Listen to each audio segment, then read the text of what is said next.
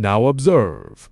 The tongue is one factor, and the sugarcane piece is the second factor. When the tongue and the sugarcane have not yet come into contact, no sweetness arises at all. As soon as the tongue and the sugarcane come into contact, you immediately experience a sensation of sweetness. You see that what you perceive is the sensation of sweetness. The sweet sensation belongs to the category of mind, not matter. Observe. When the tongue and the sugarcane come into contact, the sweet sensation arises. When there's contact, the sweet sensation arises. When the tongue and the sugarcane are no longer in contact, the sweet sensation ceases. What you perceive of reality is the sensation of sweetness. It is mind, not matter. When contact arises, the sweet sensation arises. When contact ceases, the sweet sensation ceases. Therefore, this sweet sensation it arises and then passes away. It is not pre-existing, not always present, and not permanently residing in the sugarcane. You see that the reality you perceive is the sensation of sweetness, and it arises when the tongue and sugarcane contact and ceases when they do not. Thus, you can see right away that this sweet sensation arises and passes away. Before contact, it did not exist.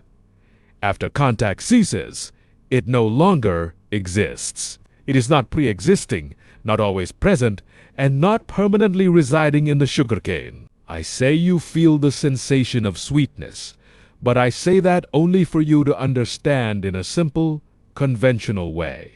But to be precise, you see that there must be a knowing mind that perceives, registers that sweet sensation. In reality, the contact between tongue and sugarcane gives rise to the sweet sensation, and simultaneously gives rise to tongue consciousness, the mind that perceives or registers this sweet sensation. Observe the truth.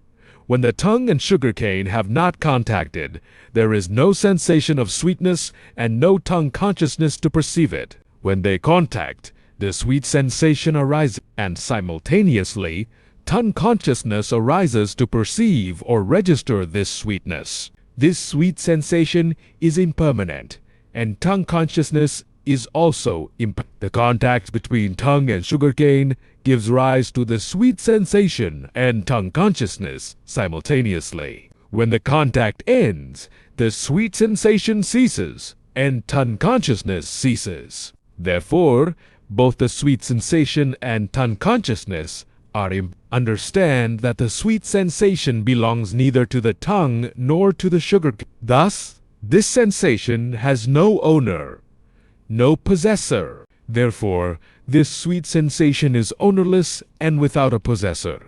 Similarly, tongue consciousness arises due to the contact of tongue and sugarcane. It belongs neither to the tongue nor to the sugarcane. Thus, this tongue consciousness is also ownerless and without a possessor. If you observe carefully and attentively, you will see that the contact between tongue and sugarcane gives rise to the sweet sensation simultaneously with tongue consciousness. Tongue consciousness registers or perceives the sweet sensation. It is not tongue consciousness, knowing that the sugarcane is sweet. Thus, you see that the contact between tongue and sugarcane generates the sweet sensation, which is mind, and tongue consciousness, which is also mind. Tongue consciousness, knowing the taste sensation, is mind knowing mind, not knowing the sweet sugarcane as the external material world. It is not the mind knowing an object, but the mind knowing the mind. Similarly, if you observe the tongue contacting a slice of lemon, it gives rise to a sour sensation and simultaneously to tongue consciousness that perceives that sourness. When contact arises, sour sensation and tongue consciousness arise. When contact ceases, they both cease. Thus, both are impermanent, ownerless, and without a possessor. The tongue contacting salt gives rise to a salty sensation, and simultaneously to tongue consciousness that registers that saltiness. So we see that what humans perceive when the tongue contacts food are tastes. We generalize this into a formula. The tongue contacting the task object gives rise to a task sensation, and simultaneously to tongue consciousness, which perceives this sensation also a mind. It is not that tongue consciousness perceives the taste object,